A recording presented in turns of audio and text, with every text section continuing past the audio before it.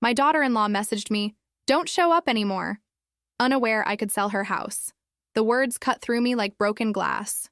30 years of love, sacrifice, and devotion reduced to 6 cold words on a phone screen. Today, I'm going to tell you something I never thought I would share. And if for even a second this feels familiar, I only ask that you like this video and subscribe. It will help me keep opening my heart. My name is Margaret, and at 73 years old, I thought I knew what family meant. I thought love was unconditional, that sacrifice was noble, that giving everything of yourself was what mothers and grandmothers were supposed to do. I was wrong about so many things. But most of all, I was wrong about the price I was willing to pay for acceptance. Each morning in my small Queens apartment started the same way. The ancient radiator would wheeze to life at 5:30, its familiar groan mixing with the distant hum of traffic on Northern Boulevard. The walls of my one-bedroom home held decades of memories, faded family photos, my late husband's reading glasses still perched on the windowsill, and the lingering scent of yesterday's coffee that I could barely finish anymore. I spent those early hours flipping through weathered photo albums, their sticky pages curling at the edges like autumn leaves. One photograph always caught my attention. My son Michael at his college graduation, cap tilted slightly to the left, his arm wrapped around my shoulders. We both wore identical grins, full of pride and hope for the future. That was 28 years ago, when I still believed that love was enough to keep a family together. Just 3 weeks before that devastating text message arrived, I had been invited, or so I thought, to their house in Bayside for Sunday dinner. I had bought fresh flowers from the market on Roosevelt Avenue, the kind of bright yellow daisies that always made their dining room feel warmer. I had even baked Michael's favorite apple pie, using the recipe his grandmother had passed down to me 40 years ago. But reality has a way of shattering hope with surgical precision. 2 hours before I was supposed to arrive, my phone buzzed with a message from Jessica, my daughter-in-law. "Sorry, Margaret, we need to cancel today. Something came up. Maybe next week?" No explanation, no alternate date suggested, just another door slowly closing in my face. I remember clutching that phone in my kitchen, my arthritis-gnarled fingers trembling around its edges. The silence in that moment was deafening, drowning out even the constant hum of New York City life outside my window. I knew, with the kind of certainty that settles deep in your bones, that something fundamental had shifted. The family I had spent 30 years nurturing was slipping away from me, one canceled dinner at a time. That night, I sat alone at my small kitchen table, staring at the apple pie I had made with such hope just hours earlier. The golden crust had cooled, untouched, a monument to misplaced love. I took one small bite, tasting not sweetness, but the bitter flavor of rejection. The rest went into the garbage, another small funeral for expectations that would never be met. You see, I have spent the better part of 3 decades weaving the fabric of our family together with invisible threads of sacrifice, devotion, and financial support. When Michael lost his job at the advertising agency in Chicago 12 years ago, I didn't hesitate. I walked into my local bank branch on a cold Tuesday morning and wired him $15,000, nearly half of my retirement savings at the time. It was money I had planned to use for a small vacation, maybe a cruise to somewhere warm where I could read books by the ocean and not worry about anyone else's needs for just 1 week. "Mom, you're a lifesaver," Michael had said when I called to tell him the money was on its way. His voice carried such relief that I felt warm despite the February snow falling outside my window. I thought I was buying peace of mind for my son, security for his family. I didn't realize I was purchasing silence and resentment instead. 2 years later, when little Emma needed surgery for her appendix, I was there again. Not just with money, though I paid for the portion their insurance wouldn't cover, but with my time, my attention, my worry. I spent 4 nights sleeping in that uncomfortable hospital chair, holding my granddaughter's hand through the metal rails of her bed. Jessica barely acknowledged my presence, scrolling through her phone while I read Emma stories and helped her sip apple juice through a straw. "Mom, you're too involved," Jessica snapped at me one evening as I was leaving their house after bringing dinner. I had made beef stew, the kind that simmers all day and fills a kitchen with the smell of home. But her words cut through that warmth like a blade. "You don't understand what we need."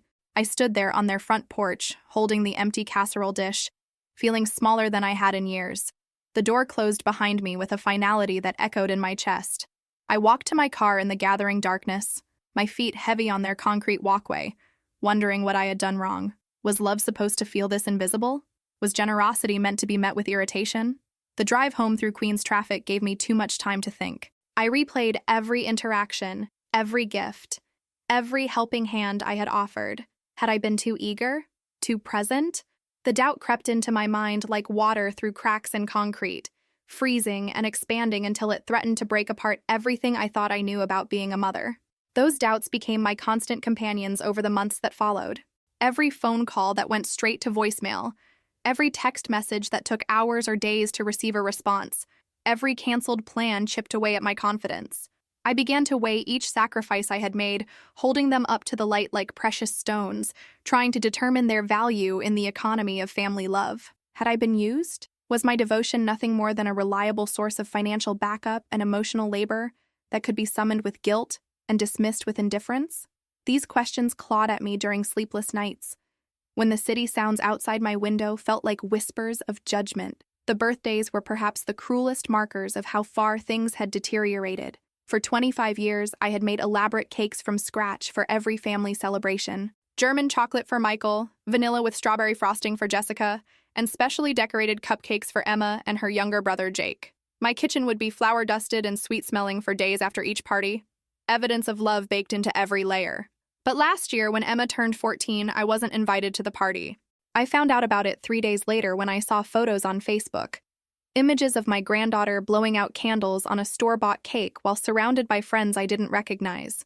My absence from those pictures was glaring, a grandmother-shaped hole in what should have been a family celebration. When I called to ask why I hadn't been told about the party, Jessica's voice was cold and clipped. It was just friends, Margaret. Nothing family-related, but I could hear laughter and conversation in the background, the sounds of a celebration I had been deliberately excluded from. I hung up the phone feeling more alone than I had since my husband passed away 6 years earlier. The neglect wasn't dramatic. It was the slow erosion of 1,000 small cruelties. When I mentioned my recent diagnosis of high blood pressure during one of our increasingly rare phone conversations, Michael's response was distracted and brief. "That's tough, Mom. Maybe you should watch your salt intake." No follow-up questions, no offers to accompany me to doctor's appointments, no acknowledgement that managing a chronic condition at my age might be frightening. When I fell in my bathroom last spring and spent 4 hours on my tile floor until Mrs. Chen from next door heard me calling for help, I expected some concern from my family. Instead, I received a text from Jessica. "Maybe it's time to consider assisted living, Margaret. These things happen at your age." Not a phone call to check on my injuries. Not an offer to help me make my apartment safer. Just a suggestion that I remove myself from their lives entirely. The financial demands, meanwhile, never ceased. Michael would call with casual mentions of car repairs, Emma's SAT prep classes, or Jake's basketball camp fees. He never directly asked for money, but the implication hung in the air between us like smoke. And I always gave, transferring funds from my dwindling savings account while reassuring myself that this was what family did for each other. But family, I was learning, wasn't supposed to be a one-way transaction. Love shouldn't require constant payment to maintain its existence. The shocking discovery came on an ordinary Wednesday in September. I was organizing my financial documents for my annual tax preparation, a tedious task that required sorting through a year's worth of bank statements, receipts, and investment paperwork. My dining room table was covered with manila folders, each labeled in my careful handwriting: medical expenses, charitable donations, property taxes. In my search for receipts related to the money I had given Michael and Jessica over the years, I opened a drawer that I rarely touched, one that contained old mortgage documents, insurance policies, and other long-term financial papers. That's when I found it. A copy of the deed to Michael and Jessica's house in Bayside. I almost put it back without really reading it. After all, it was their house, their financial responsibility. But something about the legal language caught my attention. My name appeared in several places throughout the document, not just as a witness or emergency contact, but as a co-signer on the original mortgage. The memory came flooding back with startling clarity. 8 years ago, when they were trying to buy their first house, Michael and Jessica had been denied for the mortgage amount they needed. Their combined income wasn't sufficient. Their credit scores weren't quite high enough. They had been devastated, calling me in tears one evening as they faced the possibility of losing their dream home. "Mom, is there any way you could co-sign for us?" Michael had asked, his voice tight with emotion. "We promise we'll never miss a payment. We just need someone with your credit history to help us qualify." I had driven to their lawyer's office the next day, signing document after document without fully understanding their implications. All I knew was that my son needed help, and I had the means to provide it. I trusted them completely, never imagining that I would need to protect myself from their financial decisions. But sitting at my dining room table 8 years later, Reading through those documents with the clarity that comes from emotional distance, I realized what I had agreed to. As a co-signer, I wasn't just guaranteeing their mortgage payments. I had legal authority over the property if those payments defaulted. More importantly, I had the right to demand transparency about the mortgage status and, under certain circumstances, to initiate foreclosure proceedings. My hands shook as I reached for my phone to call Harold Peterson, a lawyer I had known since my husband's passing. Harold had handled my will and had given me financial advice over the years. He was blunt, honest, and had never treated me like a confused elderly woman who couldn't understand complex legal matters. "Margaret," Harold said after I had explained the situation, "you need to understand the power you've been carrying without realizing it. If Michael and Jessica have missed any payments, if they've defaulted on any portion of that mortgage, you have significant legal recourse. Have you been receiving copies of mortgage statements?" I hadn't. In 8 years of co-signing their mortgage, I had never received a single statement, never been informed about payment schedules or account status. This, Harold explained, was a violation of my rights as a co-signer. I was entitled to complete transparency about the loan I was legally responsible for. "I need you to request a full accounting from their mortgage company," Harold continued. "And Margaret, you might want to prepare yourself for what you find. In my experience, families don't keep financial information from co-signers unless there's something to hide." I hung up the phone feeling as though the ground beneath my feet had shifted. For years, I had felt powerless in my relationship with Michael and Jessica, dependent on their goodwill for any place in their lives. But suddenly, I realized I had more legal authority over their most valuable asset than they had ever acknowledged, or perhaps even understood. That evening, I sat alone in my living room as the autumn light faded outside my windows. The familiar sounds of Queen's evening life, distant sirens, car horns, the rumble of buses on busy streets, provided a soundtrack to my racing thoughts. I was holding information that could change the entire dynamic of my relationship with my family, but I wasn't sure I wanted that kind of power. The late afternoon shadows grew longer across my cracked linoleum floor as I contemplated the weight of this discovery. In my lap sat the manila folder containing those mortgage documents, evidence of a financial commitment I had made in love, but which had never been honored with honesty or transparency. My fingers traced the edges of the papers, each legal phrase representing a bridge I had built to my family without realizing they had never intended to let me cross it. For the first time in years, a thought entered my mind that didn't terrify me. What if I said no? What if I demanded answers instead of giving silence? What if love needed to be earned rather than purchased? I walked to my bedroom and pulled out a dusty cardboard box from the top shelf of my closet. One by one, I began placing our family photographs inside. Images of birthday parties, Christmas mornings, graduation ceremonies, all the moments I had treasured as evidence of our bond. Each picture felt heavier than the last as I realized how many of them featured me, giving, serving, or standing slightly apart from the central action. The final photograph I placed in the box was that college graduation picture of Michael and me, both smiling with such genuine joy. I traced his young face with my finger, remembering the pride I had felt that day, the certainty that my sacrifices had created something beautiful and lasting. Now that same image looked different. Not a celebration of our connection, but a documentation of the moment my role as provider had been cemented. I closed the box and pushed it back onto the shelf. Then I walked to my bathroom and looked at myself in the cracked mirror above my sink.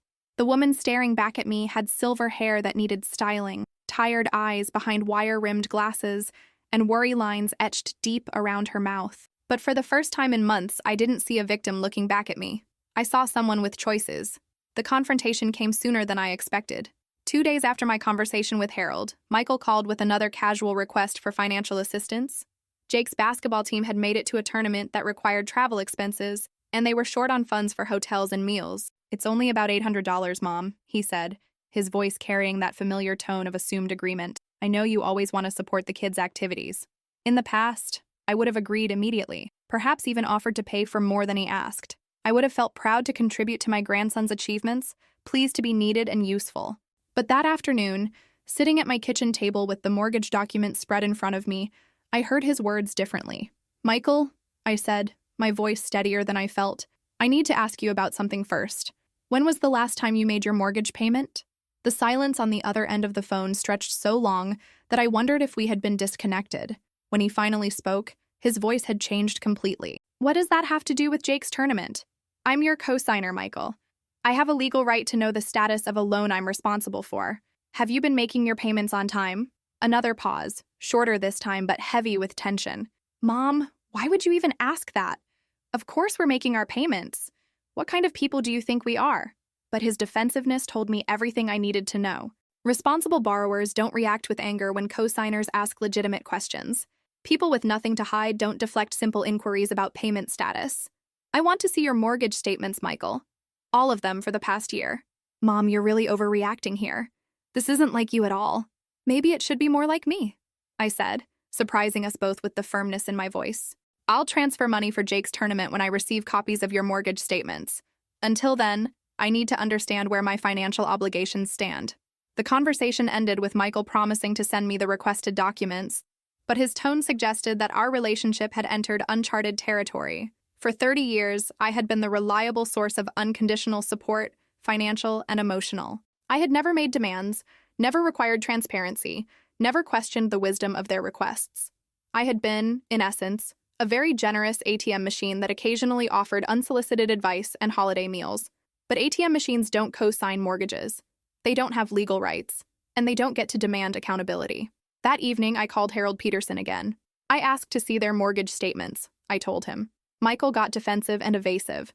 I don't think I'm going to receive them willingly. Then we request them directly from the mortgage company, Harold replied.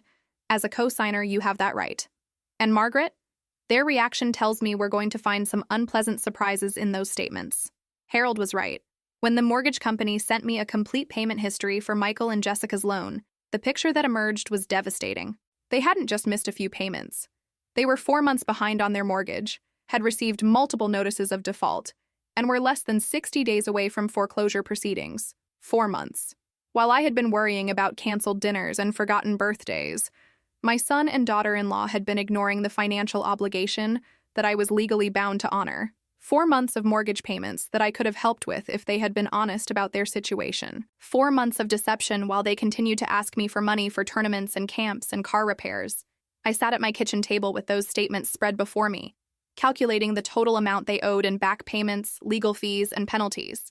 $12,800. Not an insurmountable sum for a family with 2 incomes, but devastating for a retiree on a fixed income if the mortgage company decided to pursue the co-signer for payment. The betrayal cut deeper than I had thought possible. Not just the financial deception, but the realization that they had been willing to destroy my credit rating and potentially my housing security rather than admit they needed help. They had asked me for hundreds of dollars for discretionary expenses while hiding a financial crisis that could have ruined us both. That night, I barely slept. Every time I closed my eyes, I saw those foreclosure notices. Imagine sheriff's deputies arriving at my door with papers demanding payment I couldn't afford. I had spent years giving my family money I couldn't spare, and now I faced the possibility of losing everything because of debts I hadn't known existed. When the morning light filtered through my bedroom curtains, I made a decision that would have seemed impossible just a week earlier. I wasn't going to save them this time. I wasn't going to drain my remaining savings to cover their deception. I was going to protect myself, even if it meant losing my family permanently. I called Harold Peterson at 8 o'clock that morning. I need to know my options, I told him. All of them. What Harold explained over the next hour changed everything I thought I knew about my situation. As a co-signer who had been deliberately kept ignorant of the loan status, I had several legal remedies available. I could demand immediate payment of the outstanding balance from Michael and Jessica. I could petition the court to remove my name from the mortgage by forcing them to refinance without me. Most dramatically, I could initiate foreclosure proceedings myself, selling the house to recover the amount owed and protect my own credit rating. The nuclear option, Harold called it, would be to exercise your co-signer rights and take possession of the property until the debt is resolved. It's legal, it's within your rights, and it would certainly get their attention. I had power I had never realized. Legal authority that had been sitting dormant for 8 years while I allowed myself to be treated as a barely tolerated charity case. The woman who had been told she was too involved actually had more legal claim to their house than they probably understood. But power, I was learning, was a double-edged sword. Using it would almost certainly mean the end of any relationship with my son and his family. Not using it might mean financial ruin for me, and no guarantee that our relationship would survive anyway. The decision crystallized for me that afternoon when I received another text message from Jessica. Not an apology for the mortgage situation, not an explanation or a plea for help. Instead, it was a curt request for me to babysit Jake over the upcoming weekend because they wanted to go to a wine tasting event in the Hamptons. The casualness of it, the complete disconnection from the financial crisis they had hidden from me, the assumption that I would be available and willing despite months of cold treatment. It was as if they existed in a reality where actions had no consequences and relationships required no maintenance. I stared at that text message for a long time, sitting in my living room as the afternoon shadows lengthened across my worn carpet. Outside, I could hear children playing in the small courtyard behind my building, their laughter mixing with the constant hum of city traffic. Normal sounds of normal life, while I contemplated a decision that would change everything. My phone buzzed again. Another message from Jessica. "Can you let me know ASAP about this weekend? We need to make dinner reservations." The presumption in those words, the complete lack of acknowledgement that they owed me money, explanations, or even basic courtesy, crystallized something inside me that had been gradually hardening over months of neglect and years of one-sided giving. I typed my response slowly, editing and re-editing until the words carried exactly the weight I intended. "I'm not available for babysitting. We need to discuss your mortgage situation immediately." I hit send before I could lose my nerve. The response came within minutes. Not from Jessica, but from Michael. His voice when he called was tight with anger and something that might have been panic. "Mom, what the hell is going on? Jessica said you're refusing to watch Jake and asking questions about our mortgage. Are you having some kind of breakdown?" The accusation that my sudden backbone was evidence of mental decline was perhaps the final insult I was prepared to accept. For 30 years, I had been the stable, reliable, supportive foundation of our family. Now that I was asking questions and making demands, I was having a breakdown. "Michael," I said, my voice calmer than I felt, "I know you're 4 months behind on your mortgage. I know you're facing foreclosure. I know you've been lying to me while asking for money for other things. And I know that as your co-signer, I have legal rights and options that I've never exercised." The silence that followed was absolute. Not even the sound of breathing came through the phone. "We need to meet," I continued. "Tonight. All of us. There are things that need to be discussed, and they can't be discussed over text messages or brief phone calls." "Mom, I don't think that's—" 7 o'clock, I interrupted. "My apartment or yours, but we're having this conversation. Bring Jessica. Bring all of your mortgage documentation. Bring your bank statements for the past 6 months. And Michael, don't lie to me anymore. I'm too old and too tired for lies." I hung up without waiting for his response. The next few hours passed in a strange state of suspended animation. I cleaned my apartment, not because it needed cleaning, but because I needed something to do with my hands. I made tea that I didn't drink, and organized papers that were already organized.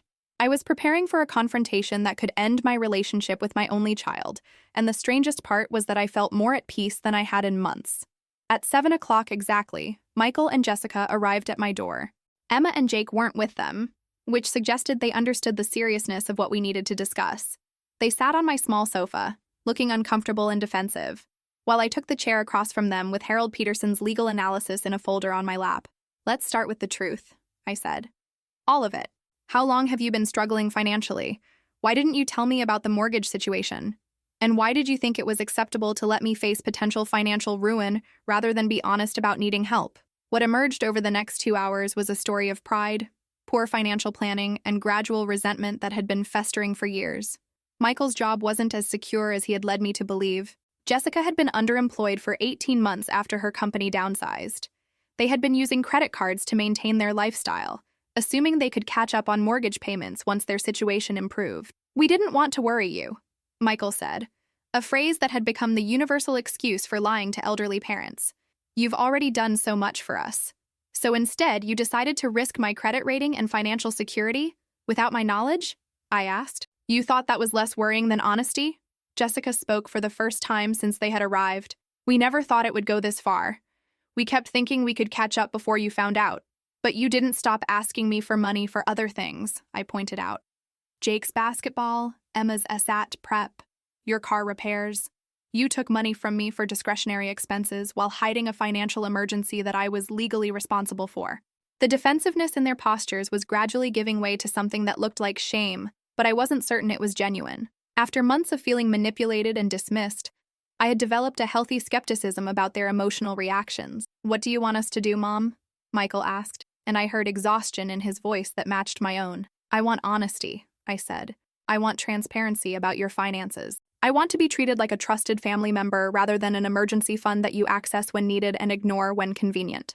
"And if we can't catch up on the mortgage?" Jessica asked, her voice barely above a whisper. That was the question that had kept me awake for the past 3 nights. The question that forced me to choose between my financial security and my family relationships. The question that had no good answer. Then we'll have to explore options that protect both of us, I said. But those can't be discussed until I know the complete truth about your situation. The conversation continued past midnight, covering years of hidden financial stress, accumulated resentments, and mutual disappointments. They revealed debts I hadn't known about, expenses they had been afraid to discuss, and a level of financial instability that made their casual requests for money seem almost obscene in retrospect. By the time they left my apartment, we had established a plan. They would provide me with complete financial transparency, including access to their bank accounts and monthly statements. I would help them catch up on their mortgage payments, but it would be a loan with defined terms and repayment schedule, not a gift. And they would begin treating our relationship with the respect that should have been present all along. It felt like progress, but I had learned not to trust my optimism when it came to my family. Too many promises had been broken. Too many commitments had been abandoned. I would judge their sincerity by their actions, not their words. What I didn't expect was how quickly their resentment would surface once the immediate crisis had passed. 3 days later, I received a text message from Jessica that would change everything. Don't show up anymore. Just 6 words, delivered with the casual cruelty of someone ending an acquaintanceship rather than a family relationship. No context, no explanation, no acknowledgement that we had just spent hours working through our problems and establishing a new foundation for our relationship. I stared at that message for a long time, sitting in my kitchen with my morning coffee growing cold in front of me. The words seemed to pulse on the screen, each one a small knife cutting through whatever hope I had managed to maintain. The cruelty wasn't just in the message itself, but in its timing. Jessica had waited until I had agreed to help with their mortgage, until the immediate financial crisis was resolved, to deliver this final dismissal. It suggested a level of calculation that took my breath away. I called Michael immediately. Did you know Jessica was going to send me this message? I asked when he answered. What message? I read him the text word for word. The silence that followed stretched so long that I wondered if he had hung up. Mom, Jessica is just stressed about everything that's happened. She doesn't mean... Does she speak for you, Michael? Are you telling me not to show up anymore? Another pause, shorter but equally telling. Maybe we all need some space to process everything that's come out. Maybe a little distance would be good for everyone. Space. Distance. The euphemisms people use when they want to maintain plausible deniability about abandoning someone. He couldn't bring himself to directly tell me I wasn't welcome in their lives, but he was confirming that Jessica's cruelty reflected their shared sentiment. I see, I said, and I did see. I saw with a clarity that was both painful and liberating. It's not permanent, Mom. We just need time to... No, I said, cutting him off. You need to understand something, Michael. I'm 73 years old. I don't have time for people who need space from me. I don't have time for relationships that require me to disappear whenever I become inconvenient. And I certainly don't have time to be dismissed by text message after 30 years of devotion. I hung up before he could respond. The house felt different after that conversation. Not emptier exactly, but cleaner somehow, as if removing the expectation of family love had cleared space for other possibilities. I walked from room to room, seeing my life without the filter of obligation and guilt that had colored everything for so long. That afternoon, I called Harold Peterson again. They want space from me, I told him. Jessica told me not to show up anymore, after I agreed to help with their mortgage. I'm sorry, Margaret, he said, and I could hear genuine regret in his voice, but not surprised. Sometimes when people are forced to confront their own behavior, they blame the person who made them look in the mirror. What are my options now? All the same options you had before, Harold said, plus one new one.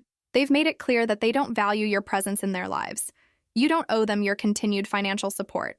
I already agreed to help with the mortgage. You agreed under the assumption that they wanted a relationship with you. They've now explicitly told you they don't. That changes the entire dynamic of your agreement. Harold was right, but the decision still felt monumental. For 3 decades, I had defined myself through my role as provider, supporter, and unconditional source of love for my son's family. Removing that role meant discovering who I was without it. At 73, that felt both terrifying and liberating. I spent the next week in an oddly peaceful state of suspended animation. No phone calls from Michael asking for favors. No text messages from Jessica requesting babysitting or financial help. No emotional energy spent wondering if I had said the right thing or given enough or been sufficiently accommodating. For the first time in years, my days belonged entirely to me. The silence was broken by a phone call from Emma, my 14-year-old granddaughter. She had always been my favorite, though I had tried never to show it. smart, thoughtful, with her grandfather's gentle way of seeing the world. When her name appeared on my phone screen, my heart lifted with hope that someone in the family still cared about maintaining our connection. "Grandma Maggie," she said, using the nickname she had given me as a toddler. "Mom said you and Dad had a fight and you don't want to see us anymore." The distortion of events shouldn't have surprised me, but it did. In Jessica's version, I was the one who had withdrawn, who had chosen distance over family. The victim had become the villain through the simple expedient of selective storytelling. "That's not exactly what happened, sweetheart," I said carefully. "Your parents told me they needed space from me. I'm respecting their wishes. But I don't need space from you," Emma said, and I could hear tears in her voice. "I miss you. I miss our phone calls, and I miss when you used to help me with my history projects." My heart broke and soared simultaneously. Someone in my family still valued my presence, still saw me as more than an ATM or emergency contact. But that someone was a child caught in the middle of an adult conflict she didn't understand. "I miss you too, honey," I said. "More than you know. Can't you just apologize to Mom and Dad so we can go back to normal?" There it was. The assumption that I was the one who needed to apologize, that I was responsible for fixing a situation I hadn't created. Even my beloved granddaughter had absorbed the family narrative that positioned me as the problem, rather than the person who had finally said enough. "Emma, what would I be apologizing for?" The question seemed to stump her. "I don't know. For whatever made them mad? I asked your parents to be honest with me about their finances. I asked to be treated with respect. Those aren't things that require an apology. But if apologizing would fix everything, sweetheart, some things can't be fixed with apologies. Some things require people to change how they treat each other. That has to come from your parents, not from me." We talked for another 20 minutes, and I tried to help her understand that love doesn't mean accepting mistreatment, that relationships require mutual respect to survive. I wasn't sure how much a 14-year-old could really grasp about adult relationship dynamics, but I hoped I was planting seeds that would serve her well in her own future relationships. After I hung up, I sat in my living room as the early evening light faded outside my windows. Emma's call had reminded me of what I was losing by standing up for myself, but it had also reinforced why I needed to continue doing it. If I accepted Jessica's dismissal and returned to my role as the family's emotional doormat, what lesson would that teach Emma about her own worth? The decision crystallized with startling clarity.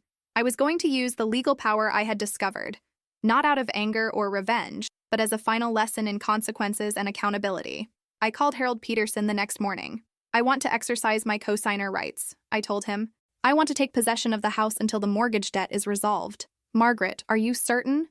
This will create a legal and family crisis that can't be undone." "They already ended our family relationship," I said.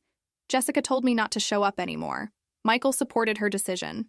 "I'm simply responding to their choice with legal action that protects my interests."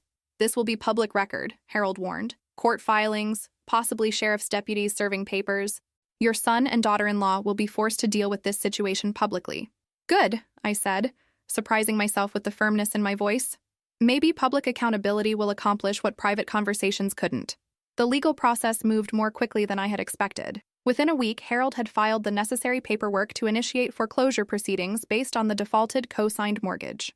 As the co-signer who had been kept ignorant of the loan status, I had grounds to demand immediate resolution to protect my credit rating and financial security. Michael called me 3 days after the papers were served, his voice shaking with a combination of anger and panic. "Mom, what have you done? There are sheriff's deputies at our door with legal papers. Our neighbors are asking questions. Jessica is hysterical." "I've protected myself legally," I said calmly. "Something I should have done months ago when I discovered you had been lying to me about your mortgage status." "You can't do this to your own family." "You're not acting like family, Michael. Family members don't lie to each other about financial obligations. Family members don't ask for money for basketball tournaments while hiding mortgage defaults. Family members don't dismiss each other with cruel text messages. This is insane, Mom. You're destroying us over hurt feelings." Hurt feelings.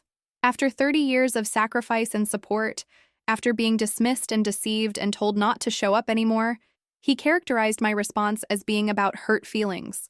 "I'm destroying nothing," I said. "I'm simply refusing to be destroyed myself. You and Jessica made choices that led to this situation. I'm making choices to protect myself from the consequences of your choices. What do you want from us?" It was the same question he had asked in my apartment 2 weeks earlier, but now it carried the weight of legal consequences rather than just emotional ones. "I want the mortgage brought current," I said. "I want my name removed from the loan through refinancing, and I want to be treated with the respect that should have been present all along. And if we can't refinance, if we can't qualify without your co-signature, then you'll need to sell the house and find something you can afford without risking someone else's financial security. The conversation ended with Michael promising to call me back after he consulted with a lawyer. I didn't hold my breath waiting for that return call. Instead, I did something I hadn't done in months. I made plans for myself that didn't revolve around my family's needs or schedules. I called my neighbor Maria Santos, a widow from the Bronx who had moved into our building the previous year. We had exchanged pleasantries in the laundry room and mailbox area, but I had been too consumed with family drama to develop what could have been a friendship. "Margaret," Maria said when she answered the phone, "how nice to hear from you. I was just thinking we should have coffee sometime. Are you free this afternoon?" We met at a small cafe on Northern Boulevard, a place I had walked past hundreds of times but never entered. Maria was vibrant and funny, with stories about her grown children who lived in Florida and California, who called her regularly just to chat, who had invited her to spend Thanksgiving with them even though it would require flying across the country. "They fight over who gets me for which holiday," she laughed, stirring sugar into her café con leche. "My daughter in Miami says I need to move there for the weather. My son in Los Angeles says I need to be near the ocean. It's a nice problem to have." I listened to her stories with a mixture of envy and recognition. This was what family relationships were supposed to look like. Mutual affection, shared responsibility, genuine care that flowed in both directions. "What about your family?" Maria asked. "You've mentioned a son and grandchildren." I found myself telling her the entire story. From the co-signed mortgage to Jessica's dismissive text message to the legal proceedings I had initiated. Maria listened without judgment, occasionally nodding or making small sounds of understanding. "You did the right thing, Margaret," she said when I finished. "Family love shouldn't cost you your dignity." It was the first time in months that someone had validated my decisions without trying to convince me to forgive, forget, or find a way to accommodate everyone else's needs. Sitting in that small cafe, surrounded by the sounds of normal people living normal lives, I felt something I hadn't experienced in years. I felt valued for who I was rather than what I could provide. That evening, I made another decision that would have been impossible just weeks earlier. I enrolled in a pottery class at the Queens Community Center. Not because I had any particular interest in pottery, but because it was something I was doing for myself, something that had nothing to do with anyone else's needs or expectations. The first class was the following Thursday evening. I arrived early, nervous about being in a room full of strangers, uncertain about my ability to learn something new at my age. But the instructor, a patient woman named Sarah, who was probably my daughter-in-law's age, made everyone feel welcome. "There's no wrong way to work with clay," she said as she demonstrated basic techniques. "It's forgiving. If you don't like what you're making, you can start over. The clay doesn't judge you." I found that work incredibly soothing. The feel of cool clay between my fingers, the focus required to center it on the wheel, the complete absorption in the present moment. For 2 hours, I didn't think about legal proceedings or family drama or financial obligations. I thought only about the clay and what I might be able to create with it. My first attempt was lopsided and collapsed before I could finish it. My second was better, but still imperfect. By the end of the class, I had produced something that vaguely resembled a small bowl, rough and uneven, but undeniably mine. "That's beautiful," said the woman working at the wheel next to me. Her name was Patricia, and she was my age, recently retired from teaching elementary school. "I love the organic shape. It has character." Character. When had anyone last described something I had created as having character? I signed up for the entire 8-week session that night. The legal proceedings continued to move forward while I built a new routine around pottery classes, coffee meetings with Maria, and long walks through Flushing Meadows Park. Harold kept me informed of each development, but I found that I was less emotionally invested in the outcome than I had expected. Win or lose, succeed or fail, I had already accomplished the most important thing. I had reclaimed my right to be treated with dignity. Michael and Jessica hired their own lawyer, who attempted to negotiate a settlement that would have allowed them to keep the house while removing me from financial liability. It was a reasonable offer, but it came with conditions that I found unacceptable. They wanted me to sign a non-disclosure agreement about their financial situation and to commit to providing no further commentary about our family dynamics. In other words, they wanted me to buy my freedom from their mortgage obligation by promising to remain silent about how I had been treated. They wanted to purchase my complicity in their narrative that I was the problem in our family relationship. I declined their offer.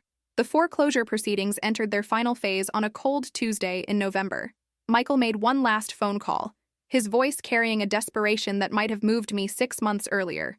"Mom, we're going to lose our house. Emma and Jake are going to lose their home. Are you really willing to do that to your grandchildren? It was the ultimate guilt manipulation, holding my grandchildren's housing security hostage to my willingness to accept mistreatment. The implication was that I would be responsible for their displacement, not the parents who had created the financial crisis through poor planning and deception. Michael, I said, my voice steady despite the pain in my chest, your children are going to lose their house because you and Jessica made financial decisions you couldn't sustain, and then lied about them for months. I didn't create this situation. I'm simply refusing to be destroyed by it. But you have the power to fix it. I have the power to enable it, I corrected. There's a difference. Fixing it would require you and Jessica to take responsibility for your choices and change your behavior. Enabling it would require me to give up my financial security and accept continued disrespect to make your problems go away. What happened to you, Mom? You used to care about family. I still care about family, I said. I just learned that caring about family includes caring about myself. The house sold at foreclosure auction 3 weeks later. The sale price was sufficient to cover the outstanding mortgage balance, legal fees, and costs, with a small amount left over that was returned to Michael and Jessica. They weren't made homeless. They were simply forced to find housing they could afford without depending on someone else's financial guarantee. I should have felt guilty about their displacement, but I didn't. What I felt was a profound sense of relief that I was no longer legally or financially tied to their poor decisions. My credit rating was protected, my savings were secure, and my emotional energy was no longer being drained by their constant crises and demands. The family dynamics shifted in ways I hadn't anticipated. Emma called me regularly. Our conversations no longer filtered through her parents' resentment or my own anxiety about saying the wrong thing. She had been accepted to an honors program at her high school and was excited about college applications. We talked about her classes, her friends, her plans for the future. I'm proud of you for standing up for yourself, Grandma Maggie, she said during one of our conversations. I didn't understand it at first, but now I think I do. You taught me that it's okay to say no when people treat you badly. Jake, now 16 and more interested in his social life than family drama, maintained a cordial but distant relationship with me. We texted occasionally, and he always thanked me politely for birthday and Christmas gifts, but he had clearly absorbed his parents' narrative about my role in their housing crisis. Michael and Jessica moved to a smaller house in a less expensive neighborhood. Michael found a better-paying job that required a longer commute but provided more financial stability. Jessica returned to full-time work. They learned to live within their means because they no longer had access to my resources as a safety net. Our relationship remained cordial but distant. We exchanged holiday greetings and superficial updates about health and activities, but the deep emotional connection that had once defined our family was gone. They had taught me that their love came with conditions and could be revoked at their convenience. I had taught them that my support came with expectations and could be withdrawn when those expectations weren't met. 6 months after the foreclosure, I received an unexpected phone call from Jessica. Her voice was different, softer, less defensive than I had heard in years. Margaret, I owe you an apology, she said. Several apologies, actually. I waited, not trusting this sudden change in tone. I've been thinking a lot about everything that happened, and I realized that we treated you terribly. You deserved so much better from us. What brought on this realization? I asked, genuinely curious. Therapy, partly, but mostly just time and perspective. When I look back at how we acted, I'm ashamed. You were nothing but generous and loving, and we responded with criticism and demands and casual cruelty. It was the acknowledgement I had wanted for so long, but receiving it now felt strange. I wasn't sure I trusted it, and I wasn't sure it mattered anymore. I appreciate you saying that, Jessica. Is there any chance we could try again? Start over with a better foundation? I considered her question carefully. Could people really change? Could relationships be rebuilt after such fundamental trust had been broken? Could I risk opening myself to that kind of hurt again? I don't know, I said honestly. Trust takes time to rebuild. Respect has to be earned, not requested. I understand. I just wanted you to know that I recognize how wrong we were. What about Michael? Does he share your perspective? A pause. He's getting there. This whole experience has been humbling for both of us. Humbling. Perhaps that had been the point all along. Some people needed to lose everything to understand the value of what they had taken for granted. We talked for another 20 minutes, covering safer topics like Emma's academic progress and Jake's basketball season. The conversation was pleasant but careful, like former lovers meeting years after a bitter divorce. The history couldn't be erased, but perhaps it could be accepted and moved beyond. After I hung up, I sat in my living room considering Jessica's apology and request for reconciliation. A year ago, I would have jumped at the chance to rebuild our relationship, would have been willing to overlook the past in exchange for the promise of future family connection. Now, I wasn't sure I wanted to risk the peace I had found in my independence. My days had developed a rhythm that didn't depend on anyone else's schedule or needs. Pottery classes on Thursday evenings, coffee with Maria on Saturday mornings, book club at the library on Tuesday afternoons. I had reconnected with old friends from my church choir and discovered new ones in my building and neighborhood. Mrs. Chen, my 80-year-old neighbor who had helped me after my bathroom fall, became a regular companion for shopping trips and medical appointments. We looked out for each other in the practical way of people who understood that family wasn't always defined by blood relationships. I had also started volunteering at a local literacy program, helping elderly immigrants improve their English skills. The work was rewarding in ways that my family relationships had never been. I was valued for my knowledge and patience, appreciated for my contributions, and treated with the respect that should be fundamental to all human interactions. My financial situation had stabilized and even improved slightly. Without the steady drain of Michael's emergencies and requests, my savings account was growing for the first time in years. I had been able to afford small luxuries that had been impossible when every spare dollar was reserved for family crises: a monthly massage for my arthritis, organic groceries, occasional theater tickets. I was learning what it felt like to live for myself rather than through other people's needs and expectations. The apartment that had once felt cramped and shabby now felt cozy and peaceful. I had painted the walls a soft sage green and bought cheerful yellow curtains for the windows. Maria had helped me rearrange the furniture to create better conversational spaces and reading nooks. The photographs of family gatherings had been replaced with artwork from local artists and pictures from my pottery classes and neighborhood outings. It looked like the home of someone who valued herself rather than someone who was waiting to be valued by others. Spring arrived early that year, bringing with it a restlessness that surprised me. I found myself looking at travel brochures and senior citizen tour packages, imagining places I had always wanted to visit but had never prioritized. My finances were stable enough to support a modest vacation, and for the first time in decades, I had no obligations that would prevent me from leaving New York for a few weeks.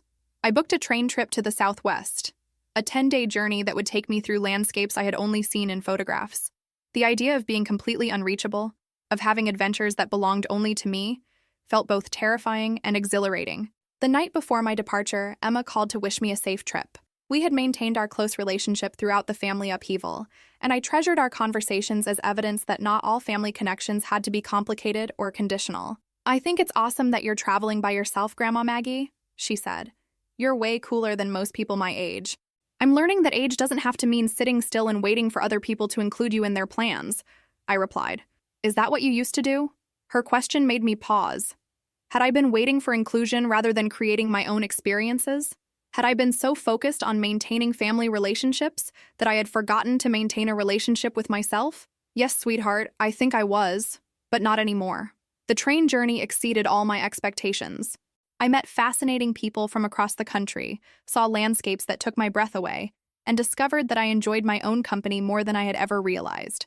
I read 3 books, wrote in a journal for the first time in 40 years, and came home with dozens of photographs of places that had nothing to do with family obligations or shared memories.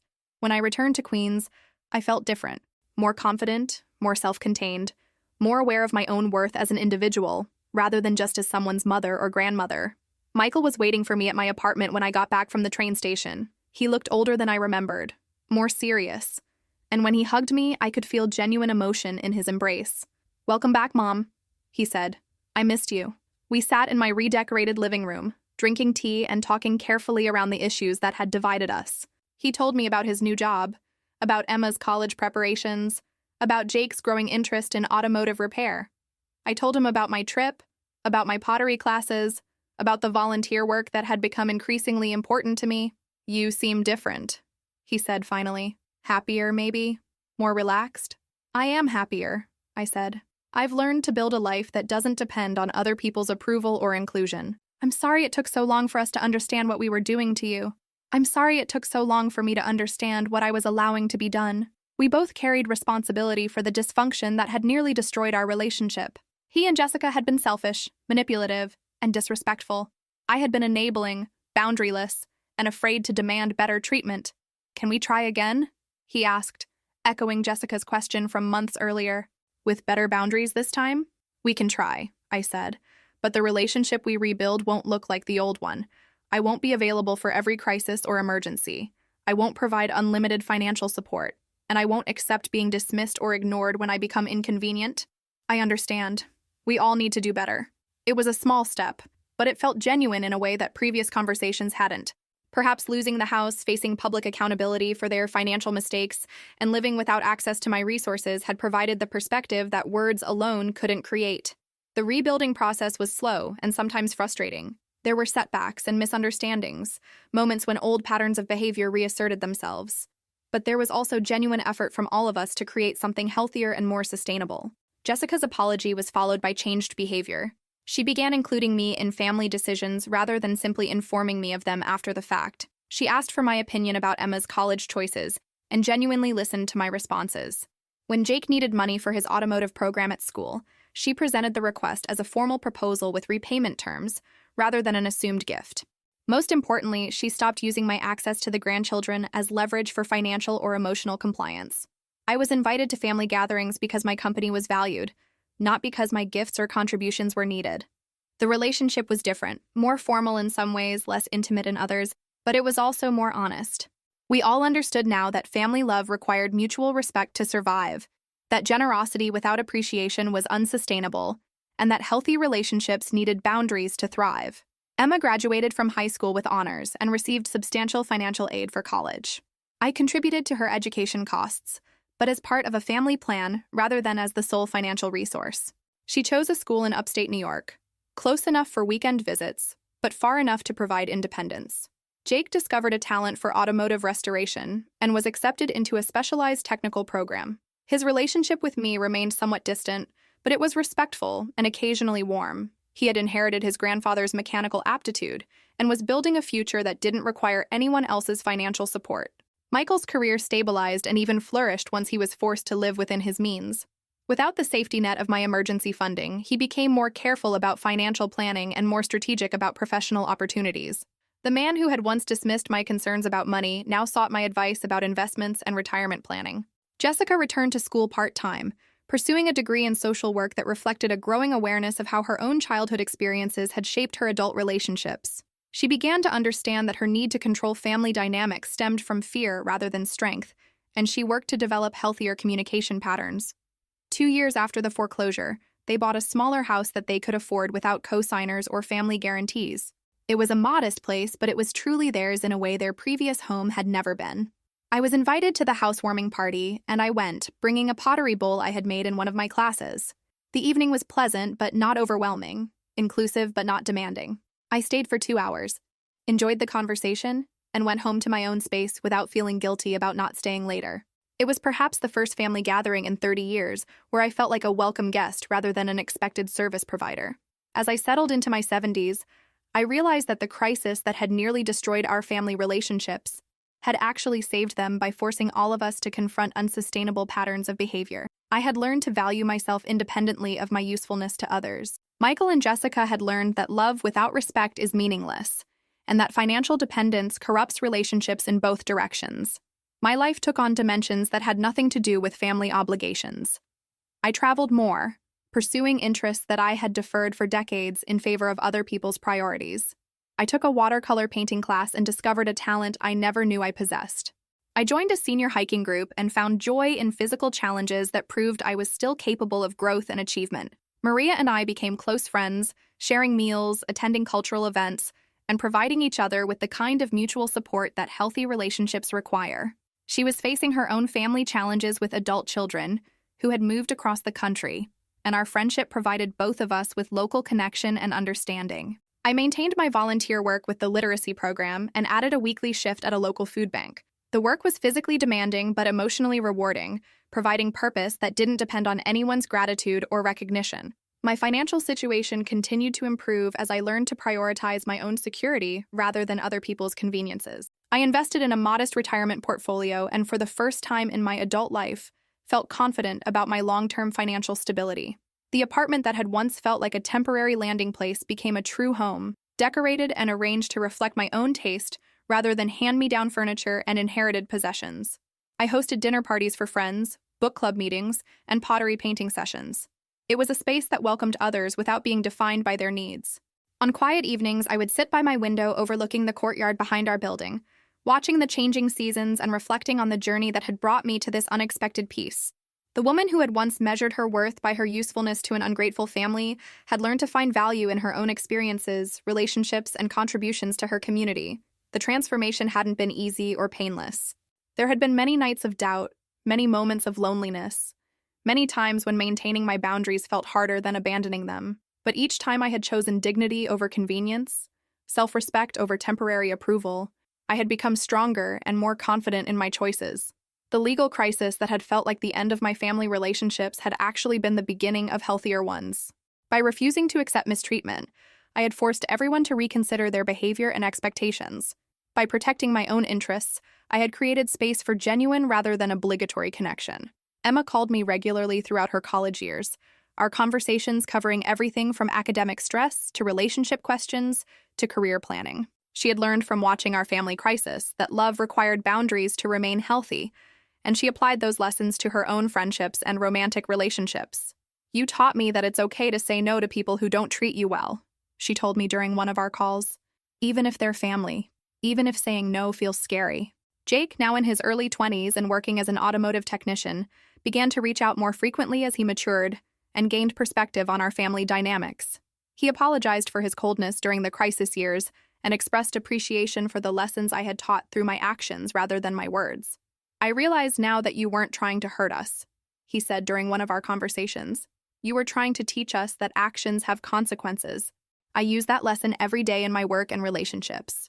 Michael and Jessica's marriage grew stronger as they learned to rely on each other rather than external financial support for their security. They developed better communication skills, more realistic financial planning, and a greater appreciation for what they had rather than constant focus on what they lacked. My relationship with them stabilized at a level that was sustainable for all of us. We saw each other regularly but not excessively. I remained involved in family decisions but not responsible for family problems. I provided advice when asked and support when appropriate, but I no longer felt obligated to solve every crisis or fund every emergency. Most importantly, I no longer felt that my worth as a person depended on their approval or inclusion. I had built a life that was fulfilling independent of their recognition, which paradoxically made our relationship more authentic and enjoyable. The message Jessica had sent 3 years earlier, "Don't show up anymore," had been intended as punishment, as a way of putting me in my place and reminding me of my dependence on their goodwill for family connection. Instead, it had been liberation, the push I needed to discover my own worth and build relationships based on mutual respect, rather than one-sided obligation. I kept that message in my phone, not as evidence of their cruelty, but as a reminder of my own strength. 6 words that had cut so deeply at the time now served as proof that I could survive rejection, that I could build a meaningful life without guaranteed approval from others, and that love was only valuable when it was freely given rather than demanded or purchased. On my 76th birthday, my family threw me a surprise party at Michael and Jessica's house. It was a small gathering, immediate family plus a few of their close friends, but it was planned with genuine affection and attention to my preferences. The decorations were in my favorite colors. The food included dishes I actually enjoyed, rather than just what was convenient to prepare. And the guest list reflected understanding of which people I truly wanted to celebrate with. Emma had driven down from college, Jake had requested time off from work, and Maria had been included as the close friend she had become. It was a celebration that honored who I was, rather than what I had provided, and it felt wonderful in a way that previous family gatherings had rarely achieved. "Thank you for teaching us how to love you better," Jessica said when she walked me to my car at the end of the evening. "I know it took a crisis for us to learn, but I'm grateful we figured it out before it was too late." As I drove home through the familiar streets of Queens, I reflected on the journey that had brought me from desperate loneliness to genuine contentment. The woman who had once been willing to accept any treatment in exchange for family inclusion had learned to demand respect and to walk away when it wasn't provided. The woman who had measured her worth through other people's needs had discovered her own value, independent of their recognition. I was still a mother and grandmother, but those roles no longer defined me completely. I was also a friend, a volunteer, an artist, a traveler, a woman who had learned that it was never too late to reclaim your dignity and rebuild your life on terms that honored your worth.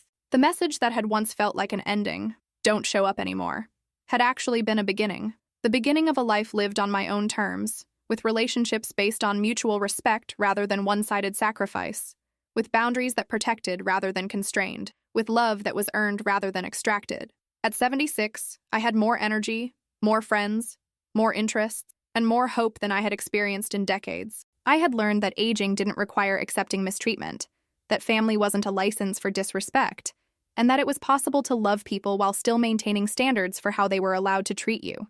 The house they had lost to foreclosure had been replaced with one they could truly afford. The relationship patterns that had nearly destroyed us had been replaced with healthier dynamics. The woman who had been dismissed with a cruel text message had been replaced with someone who would never again accept such treatment from anyone. I still lived in the same small Queens apartment, but it felt like a palace because it was chosen rather than settled for, decorated with my own taste rather than other people's cast-offs, filled with friends who valued my company rather than family members who tolerated my presence. Every morning, I woke up looking forward to the day ahead rather than dreading the demands it might bring. Every evening, I went to sleep grateful for experiences that had been created by my own choices rather than other people's expectations. The radiator still wheezed to life each morning. The traffic still hummed outside my windows, and the city still provided its constant soundtrack of urban life. But now those sounds felt like the music of possibility rather than the noise of obligation. I had learned that respect was not negotiable, that love without boundaries was unsustainable, and that it was never too late to teach people how to treat you properly.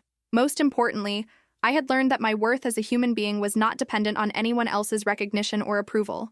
If you've ever felt undervalued by your family, if you've ever been taken for granted or dismissed by people you loved unconditionally, if you've ever wondered whether maintaining your dignity was worth the risk of losing relationships built on disrespect, I want you to know that you are not alone. Your worth is not determined by your usefulness to others. Your love is not more valuable when it comes without expectations of basic decency in return. Have you ever lived through something similar? Or do you know someone who has? Have you ever had to choose between maintaining relationships and maintaining your self-respect? Share your story in the comments below. Your experience might be exactly what someone else needs to hear to find their own courage to demand better treatment. And if my story has touched your heart, if it has reminded you of your own worth or given you hope that it's never too late to reclaim your dignity, please like this video and subscribe to this channel. Together, we can keep opening our hearts to healing and supporting each other in the journey toward healthier, more respectful relationships.